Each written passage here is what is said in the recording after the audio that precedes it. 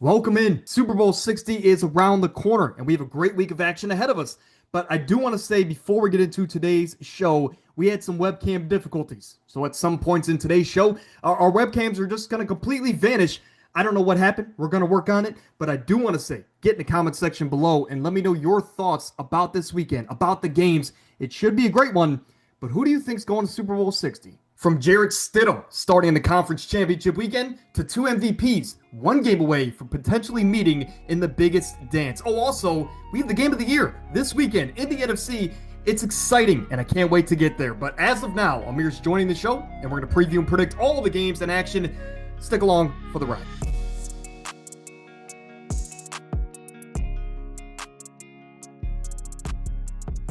Now, before we get into the show, of course, we're going to recap from last week. I finally took the lead. I think it was the first time since like week 4 from Amir as the Denver Broncos went into overtime, a game they shouldn't have won. There were some controversial calls, but they ultimately got the win, helped me out, and sent Josh Allen home. Amir, I know you're kind of happy, though you lost last week in the predictions. Josh Allen now gets a new head coach, hopefully a new regime, so Josh Allen can finally actually compete for a Super Bowl. Or at least there's no more excuses. Quickly, what were your thoughts on that game? Was that a catch? You were a collegiate cornerback for many years. If you're the cornerback in that situation, obviously you think you had the better end of it. But just as a former cornerback, do you think that was a catch from Brandon Cooks? So at first, it looked like it was a catch. It looked like he secured possession.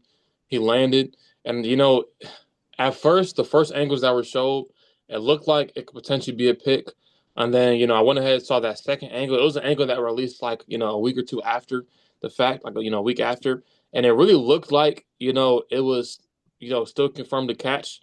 But the more I kind of just like looked at it, I'm convinced it was an interception. It kind of just seemed like, and I look at it from the perspective if I was a receiver and, I secured the ball and I landed on my back and the ball popped up and hit the ground, it's going to be ruled incomplete. And so I kind of look at it from that perspective. Before Brandon Cooks, fully kind of did the motion of catching the ball on the ground, he got it snatched away. And I think people should stop focusing on the fact that it should have been a catch. At the end of the day, Brandon Cooks should have held onto that football. Brandon Yeah, Cooks you had the got ball. it. I mean, it was a good throw. He shooted it with his body. He just got the ball completely snatched from him, and he has to be a grown man to hang onto the football. So, Yeah, hit the gym, Brandon Cooks. yeah. But you got to complete the process of the catch, no doubt about it. Here we go. On Sunday, 3 p.m. Eastern, we have the AFC title game, and it's a matchup of old, as we've seen this matchup plenty of times in the past. And this one just looks a little bit different because there's no Tom Brady and Bill Belichick. There's no Peyton Manning here for the Denver Broncos. Instead, it's Drake May in his second year fighting for the MVP of the league versus Jarrett Stidham getting his first start of the season for the Denver Broncos. There is some things that I want to throw out there as for Broncos fans. I feel for you. And as a Browns fan, I don't know what it takes to be in this spot in the AFC title game with a backup quarterback. But what I can tell you is Bo Nix was having a heck of a season, and he has his doubters. He has, his critiques. And he's not a perfect quarterback, but I think he was having a hell of a season. And I really wish that he didn't get hurt on that last play because this matchup would be even more exciting. But in the favor of Broncos fans, you're 4-0 all time in the postseason against the New England Patriots. You're at home yet again in this one, and you're going to need that home crowd to be rowdy, that defense to be sharp, and to give Drake May some issues. If you can, I think you got a shot. However, Amir, when we look at these rosters, I think we can agree that the Patriots, with Bo Nix out, have the better roster. They have the better quarterback. They're 16-3. They are undefeated on the road this season.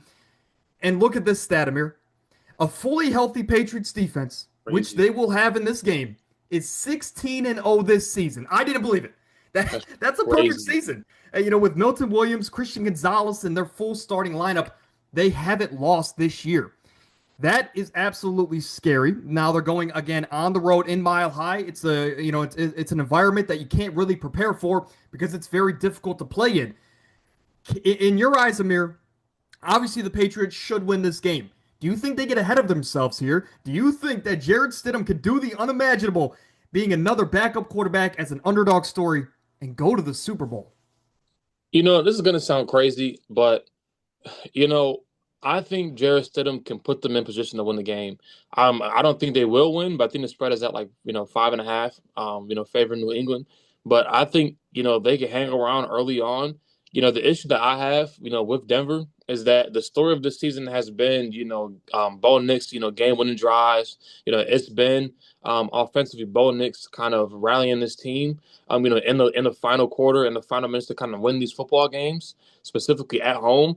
And the issue that I have is Bo Nix is not playing. And so with that, I'm a bit concerned because the offense has been extremely stagnant at times. I think Stidham is a great backup quarterback. I think, surprisingly, his passing yards line started at like 184 and a half or something like that. I think he goes over. I think this could surprisingly be a game where Denver's offense looks really, really good. But the issue is like when it comes down to the fourth quarter, I think this defensively alone, Denver, they can limit the run, they can hang around, they can force turnovers, but I just have an issue when it comes down to really, to that matchup, in crunch time. I'm trusting Drake May. I don't care if he's in year two and this is his first road playoff game. We talked about it before the playoff run. If it was any other year two quarterback, I'll be concerned. But for Drake May, I've seen enough. I'm fully convinced he's going to win this game.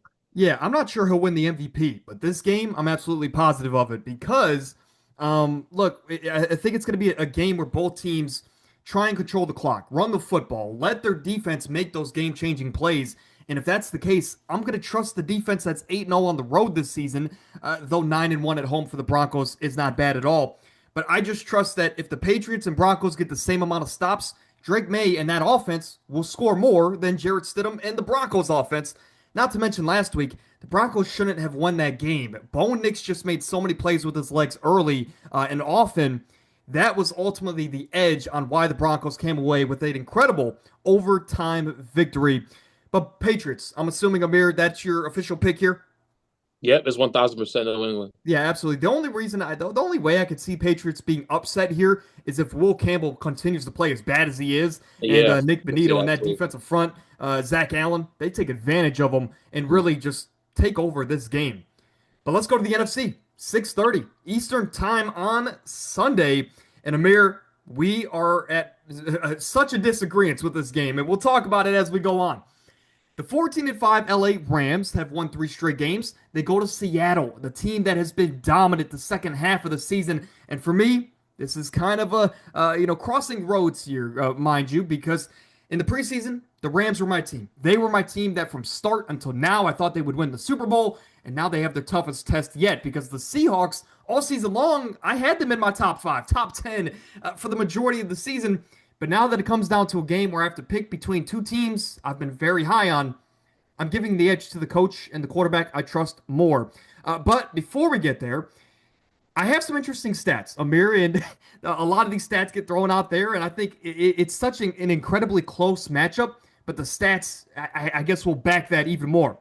In both regular season matchups, both road teams won, and both of those games were decided by a total of 3 total points. Wow. Now, historically, when you look at this matchup, they've played 57 times. The Seahawks have won 29 times, the Rams have won 28 times. Here's where it gets even crazier. In those same games, the Rams have scored one fewer point in those 57 games. This matchup couldn't be closer. Now, when you look at things like that, you could say, well, I'm going to trust the home team here, and that is a great argument. They have a top 10 offense, top 10 defense, something the Rams cannot say. But when these teams match up in the regular season, it wasn't pretty for Sam Darnold. He had 2 touchdowns and 6 interceptions, and in the game at home, he had 4 interceptions in that game. Where on the flip side, Matthew Stafford had 5 touchdowns and 0 interceptions. In this matchup, I think that's a clear telltale that I'm going to trust the better quarterback. And before you go, Amir, Sam Darnold is 1-3 in his career against Chris Shula and this Rams team. And he has, I think, over the last, from week 11, there we go, from week 11, he had 8 of his 14 interceptions in that span. Sam Darnold just hasn't been pretty. Last year in the playoffs, of course, we saw how he played when the defensive front was able to get after him. And as of now, Amir, the entire tackle room of the Seattle Seahawks is on the injury report. So the deeper I dove into this game, as if I didn't need any, I guess, convincing, I fell more in love with the LA Rams. I'm going to rock with my preseason Super Bowl pick. Run us through this game for you. How do you see it, and who do you think comes out on top? So me and you both, we've been on this avenue for the Rams beginning of the year. Before the year, I had the Ravens and Rams. Then I kind of pivoted towards the Bills and Rams. The Rams were the team that I've been the most consistent on as far as being my favorite pick. But the issue that I have, and I love Sean McVay. I love Stafford. We both love them. We love this offense. We love Puka. I'm concerned about the defense, and I'm also concerned because Stafford has not looked that good. He's been struggling a bit. Sean McVay is a great coach, but I just have a lot of problems with this Rams team, and I think the pressure kind of got to them because in previous years, the past 2 years specifically, they dealt with injuries early on. You kind of saw some major adversity through the season. Then they rallied back. They turned it up the second half of the year, and it kind of fell short of some big time historical teams, and that's the only reason why they ended up falling short. But this season is like, they didn't really have any major adversity through the year. And it's like, so you get to the playoffs and, they play against the Panthers. They struggle during the season, with them on the road. They come to the playoffs. They should have lost that game, in my opinion. Last week against the Bears, they should have lost that game. They did not look good. And now they're going to Seattle. And I love what I see from Seattle on both sides of the football. And Darnold struggling, it has me concerned. His oblique is obviously not fully healthy. But I mean, last week they won by 30 or won by 40 pretty much. He threw for 120 passing yards. And the thing that I have about Sam Darnold is the games where he's looked flat out terrible this year, they've still found ways to win. And I think Seattle just has a better roster, more consistent. They got the 12th man being at home. And I'm fully convinced Seattle's winning it all this year. So I have a question then. In that, if I understand based on the eye test, and I agree with you here, Seattle's looked like a far better team, and based on how they've looked, they should just come out in this game and dominate. But if both quarterbacks have been struggling, which quarterback you going to trust more in this big of a game? Sam Darnold at home, or the quarterback that's won a Super Bowl MVP or pretty close to it? Your thoughts? Are you trusting Sam Darnold and company to I guess do you trust the Seahawks roster to overcome their quarterback struggles more so than the Rams? I guess is my question here. I would lean towards Stafford just based off what we've seen, and Sean McVay. Sean McVay is in a tier of his own. Him and Clint Kubiak, they're not even close. Darnold and Stafford aren't close.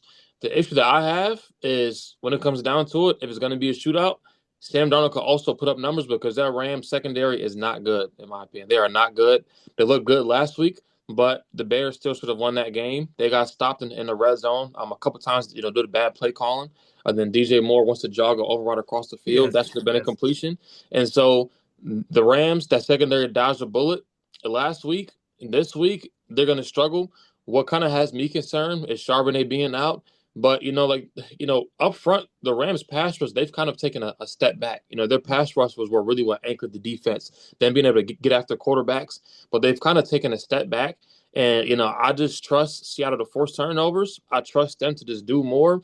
And, Darnold, he has his moments where he looks flat out terrible. But I just think, his supporting cast can make up for his lack of production this week. Yeah, yeah, as much as I'm behind the Rams and you are the Seahawks, I'll say this to your side of the argument. If the Rams fall down, or if they play around like they have the last 2 weeks and they don't keep their foot on the gas, the Seahawks are going to take advantage. They are a better team than the Panthers and the Bears. They're not going to, I guess, they're not going to play into the Rams game where it's, at times the Rams just kind of fall off and they aren't the same team that they were in the first half. If they aren't on all fours the entire game, going at 110%, the Seattle Seahawks will be representing the NFC, and I'm confident in that, especially at home. But that moves us to here. So Super Bowl 60, of course, a historical year, and these would be the projected Super Bowl matchups. Amir's going with Seattle and New England. Last time they met in the Super Bowl, Malcolm Butler, shout out to him. But also, for me, it's the battle of the MVPs. Amir, this is also something that I didn't want to mention at first. This is a Watch, narrative play. yes, it's a narrative play. Watch out for the Zebras. Watch out for the refs this weekend because I can promise you, if the Patriots win that first game, I think the Rams might get some favorable calls. I'm not going to say they're going to win, but the NFL loves their narrative play, especially if they have 2 weeks to build up a storyline of the MVPs going at it. That's going to be exciting media. I'll just leave it at that. But let's get into our power rankings. As of right now, we look at the landscape as far as who they play this weekend and in 2 weeks from now if they were to win in a couple of days. Which teams are we the most confident in to raise the Lombardi in just about a month? At number 4, we both have the Denver Broncos. If Bo Nix was here, maybe that changes things. But they don't have Bo Nix, and it's Jarrett Stidham. Could he potentially pull off an upset this week? Sure. But I can't see him winning 2 games against 2 very good teams. So that's why, for me, the Broncos are at number 4. Amir, do you have anything to add on to that? I really, it's too many questions with Denver. Way too many, up in the airs. They're already a team that, people label as frauds. And then they're already a team I'm not fully convinced that they can beat anyone coming out the NFC. So, Yeah, absolutely. At number 3 for me, and at number 2 for you, I have the New England Patriots. Yes, I have them winning this weekend. No, I'm not as concerned, maybe as a mere, that they potentially could lose this weekend. However, I just don't think they beat the Seahawks and or the LA Rams. As much as I would want to see Drake May win the Lombardi because of how much I was hyping him up in the draft process, I just don't see it this year. I would give the edge to the better rosters, which in my mind are both in the NFC. But Amir, you have New England here. Is it as simple as because you have them going to the Super Bowl? yeah, yeah. I think this the degree of difficulty is a lot easier for New England. Like, I think if they beat Denver, which, I'm fully convinced they will, I just, and this is going to sound crazy, I just see the Rams as falling short. Like, I just don't see them beating Seattle, and I'm fully convinced that they're going to win it all this year. And it's like, even if they beat Seattle, I mean, I could see them going and winning it all, but just the degree of difficulty and the avenue for New England is just so much easier. It's really hard to argue that. I'm just, you know me, Amir. I'm a Yeah. biased Sean McVay believer. At number 2 for me, and at number 1 for Amir is maybe the best team left in the Seattle Seahawks. As far as defense, I think they have the best group left. Offensively, as long as Sam Darnold protects the football and does enough, they will be winning the Super Bowl in just a few weeks. It's just the quarterback questions. For me, is why they're not number 1. But for degree of difficulty, like you were mentioning, they're at home. They are playing a team that they know very well. And hey, they want to win this season matchup. So I think the Seahawks win this week. I think they beat whoever in the Super Bowl. So for me, that's why they're at number 2. But Amir, you have them at number 1. Obviously, you have them beating the Rams. How close of a matchup would you assess that Patriots Seahawks matchup hypothetically in a few weeks? I think this would be a really good matchup. This is like a really weird matchup. I can already see the narratives. Seahawks, Patriots. Running it back. You got the Seattle. Elite defense. You got a younger version of Brady. I can see a lot of narratives in this play as well. For Seattle, it's just I keep on bringing it up. I sound like a broken record. I just love what I'm seeing from them defensively on all 3 levels. They really have no weak points on defense, and I love that from them. And it's like every avenue in which the Rams going to score and every avenue in which the Patriots going to score, they could shut down all of that. And it's like they have a well-rounded offense to where they've been able to move the ball on basically anybody this year. And if they can't, the defense can get it done. So I love them. Yeah, I think I would take Seattle in that Super Bowl matchup because New England wants to run the football, and Leonard Williams and Byron Murphy up front for the Seahawks aren't letting anything fly this year. So I think I would honestly lean towards Seattle as well, which is why I have them above the Patriots. Of course, at number 1 for me is the Rams. Number 3 is the Rams for Amir. Point blank period. Great offense. Questions on defense, especially in that secondary. And they have a tough road ahead because they're going to have to go into Seattle after having not the greatest of wins in the first 2 rounds of the playoffs. And then they're also going to have to go play one of the better defenses in the Super Bowl. Amir, anything to add on to the LA Rams? Obviously, they won it a few years ago, the most recent out of any of these 4 teams. How confident are you that they could go back and win it again?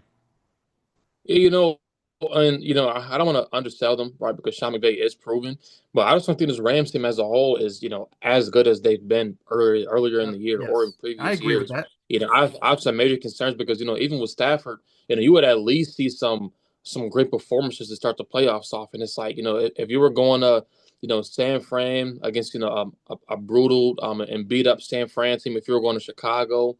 In a game like this, I could see them winning. But Seattle is just so far and above better than any other team in the league, in my opinion. I just don't see them winning that game. It's going to be a tough matchup for them to score around the first 2 weeks. And then also, too, I always bring it up.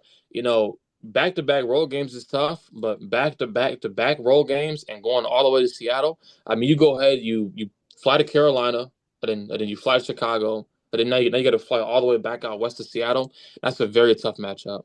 Yeah, I'm not sure the last team that was able to go three straight road games. Maybe it was Brady the year they went and won the Super Bowl. I'm not entirely sure on that, but it's very tough and it doesn't happen often. But again, it's my preseason pick, so I'm rolling with it.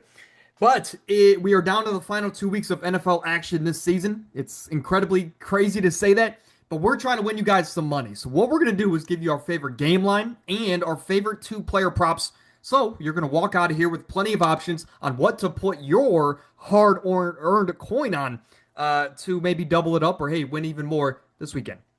On the year, you see the numbers on your screen. As far as game lines, Amir has won 3 straight game lines. So he, of course, is getting hot at the right time. But overall, on the year, you see the numbers. We're very close in each category. Let's go. Game lines. We only have 2 games to pick from. And I think we're on the same game. So I will say this, Amir. After you give yours, give me your thoughts on the Patriots game. Because for me, I would ultimately trust that Patriots defense and roll with them -4.5. But as far as this Rams game, well, look, right now you can get it +2.5 or maybe +3 in some markets. I'm gonna go with +3, +2.5, whatever the line is. I think the Rams went outright. So honestly, if you just want that little extra juice, take them on the money line. But for a matchup that's been so close all season long, it could come down to a field goal. So if it's 2.5, maybe just pay that little bit of extra juice to get that +3. I know it's like 3.5 on Polymarket, but I've never really heard of that sports book, Amir. So I'm just going to say 2.5. It would be my bet this week, backing the LA Rams on the road as they were my preseason pick. Now, you're on the other side of the coin here with a team that's at home, and this has been a very close matchup all year.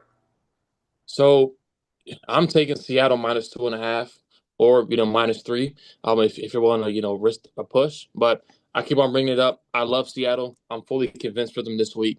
They've covered this spread, I think, in 14 out of 15 wins on the year this year, and the Rams have lost 5 games this year. I think they failed to cover this spread in 4 out of 5 losses. And so, I mean, this numbers is too short. Like I could just take Seattle money line straight up, but I'm going to take that rest of -2.5. And plus, it's fun.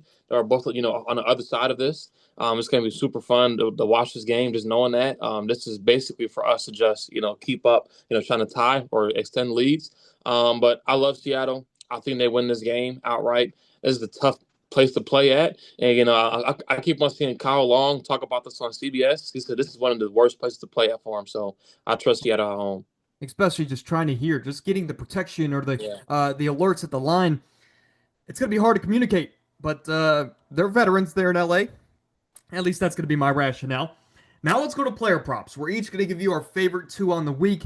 Use these, parlay these, however you may seem fit. But for me, I'm going to start in this first matchup. And for Denver at home with a backup quarterback, look, it's his first start all season long against a tough defense. It might be bad weather with this historic snowstorm coming in that's going to take out the entire right side of the USA. I'm going to think that in lower temperature weather, in a game where they're going to want to protect the football, have longer drives, and keep I keep the pressure off of Jarrett Stidham, I'm going to take him under 32.5 passing attempts, and I'm assuming this number is so high because they think that the Broncos may get down early and just try and chuck their way back into the game.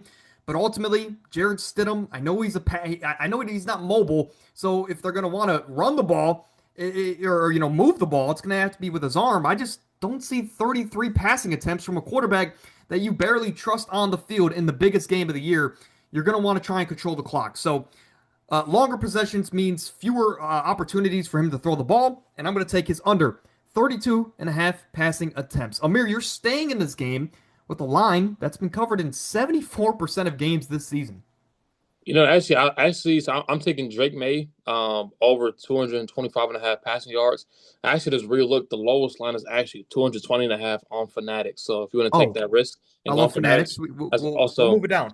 yeah, that's also great too. And so I mean, for the Patriots, right? Just looking at this game, it's going to be colder weather, but I think this is a game where Denver they're going to shut the run game down. Trayvon's going to have a hard time. Reminder's going to have a hard time to really run the football. And so I think this is where Drake May has to use his arm. Even if he throws, two interceptions, an interception, the ball is going to be thrown. And you saw last week with Josh Allen, he had to throw the football because it was at times the run game got stalled. It got stuffed basically the entire fourth quarter and overtime. And so that's where he has to throw the football. And, it says right there he's covered in 74% of games. That's 14 out of 19 games. And 3 of those misses were blowouts. So really he's covered in 17 out of 19 games on this year. And the thing about Drake, man, he's been able to cover this line against elite defenses, bad defenses. He's been able to torch every defense he's played against, or at least just air the ball out. And so I think if Rebel's going to trust this guy on the road here, the total is at 41.5 total points. I like that. It could be a sneaky game where, Sean Payton could miraculously scheme something up and they could put up a lot of points, and Drake May can just air the ball out a lot. This is a game where he's going to have to be a gunslinger, and so I think he goes over. I like that play as well. I don't know how I missed the Fanatics line, but Fanatics always has great lines, and they usually beat the market. So 220 on Fanatics. Run over there and grab that because that's a big gap there. That's 5 yards. Now, for my other player prop, we're both going to stay in the late game there on Sunday, and I'm going to start with a line that's been covered in 82% of games. Now, Amir, you didn't have any crazy plays this week as far as no interceptions or whatever. Amir always has some fun plays. I'm going back to the well as far as trusting a field goal kicker that has had a tremendous season. Jason Myers of the Seattle Seahawks, 1.5 field goals over.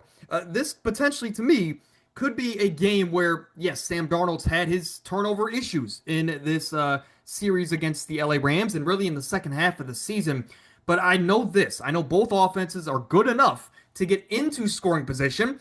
And honestly, I am maybe you aren't of this line of thinking, but I think both defenses play their best game this season. I think the Rams have their best game, stalling out some of the Seahawks drives, and the same can be said about the Seattle Seahawks defense. So I think it's going to be a field goal fest, at least in the first half as teams are trying to figure each other out. Jason Myers, long story short, 1.5 field goals. I love it. He's had games with 4, 5, 6 field goals in a single game this season, and he also had 3 against the Rams in the one and only game he played them this year. Amir, you're also going with a Seattle Seahawks player, but this is a more traditional route. And it's been covered in a lot of games as of late. So run us through this. I'm thinking Cooper Kupp over 2.5 receptions. This line, off the eye looks low, but to kind of start the season off, you can tell Kubiak in the Seattle offense, they were kind of managing his load a bit because he's had a big time injury history. But I think playoffs now, it's time to ramp him up. You can see right now he's covering the last 5 games. And, the Rams defense has not looked good, and we keep on bringing it up. They looked a bit better last week, but the only reason why they didn't give up a lot of points is because of those goal line stands. But they get drove on pretty bad. Yes. They can't cover anybody.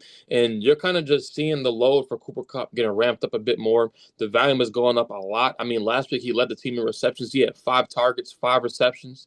He also covered this line in both games against the Rams. And this is mostly a narrative play, playing his former team. And now he's getting to play them in the conference championship. I mean, both games combined, he's total 11 targets against the Rams, and he's covered in both games. And so I think in a game where it's playoffs, I think the ball's going to get moved on both sides of the ball. I think Kubiak is going to trust his veteran guy to make plays, and this is mostly a narrative play, like I keep mentioning. I think he goes over. Yeah, I love this play, especially, I had JSN in fantasy football, and he helped me win a title. But in the second half of the year, teams started to figure it out. I think they started to even double and shadow on JSN's side, leading for AJ Barner and guys like Cooper Kupp to have way better production in the second half of the year. I love this play, and honestly, something's fishy about it. Maybe he gets hurt because there's no way that they've seen what he's been able to do as of late, and it's still at 2.5. So I agree with you. I think Cooper Kupp gets the ball early and often. Now, if you don't want to take player props and you just kind of want to play it safe, put one bet in this weekend and just simply double your money, or hey, add it on top. Amir has got you covered. He's going to run you through his favorite plus 100, if not more, of a play to double your money. Run us through this Sunday night play as we only have 2 total games, but 2 very good ones. Yeah, so this play, I think this is at like plus 130 something. So really good value. a great payout. If you want to be, a bit safer, you can even take like Seattle +5 and then throw like Drake May 170 yards on there or something. Something that's a lot safer. But I love this play. Me and you keep talking about it within the Patriots win. I think Seattle wins, so it's going to be a bit risky on your end because you're on the opposite end of it. But I think even if you throw like Cooper Cup 2 receptions on there and you just be, a bit safer and just take one of these alternate spreads. I think this should cash. I cashed last week. I completely forgot everything I had on there, but I somehow cashed. But I think this is cashing right here. Yeah. I think you had something along the lines of Brandon Cooks, 2 or 3 receptions and the Patriots to win, Yeah, it was something like like that. Drake May. No, it was like Brandon Cooks 2 receptions. I think it was like Patriots plus like 5 or something or +7. I forgot the last one. Hey, it cashed with ease. I'll just say that. But I will throw this out there because I was playing around with this on the Rams side. So if you're on Seattle side, just take them straight up, or hey, take them +3.5, or like Amir mentioned, if not more points. I was messing around and I took the Patriots on the money line and the Rams +7.5, and that was Mm. still +100. So if you're on the Rams side like myself, that could be a line as well. But if you're like a mirror and you think it might be a blowout potentially, you're definitely gonna want to go with the play on your screen. But that's it, man. Conference championship weekend is here. It's been what, we're in week 20 of the NFL season, week 21. And after this, we're gonna have a 2 week hiatus until the NFL Super Bowl is upon us. Amir, draft coverage is supposed to start soon, and I'm excited to bring that to you guys. But any last thoughts before we get out of here? Now, really, man, I cannot wait to talk about these DBs. That's what I'm most excited for, to talk about the DBs. I can't wait. Yeah, I'll need you for that one. That's the only position I got left. But hey, we're down to 4. After this week, we're down to 2, and it's the biggest game of the year. Super Bowl 60. We'll see you then.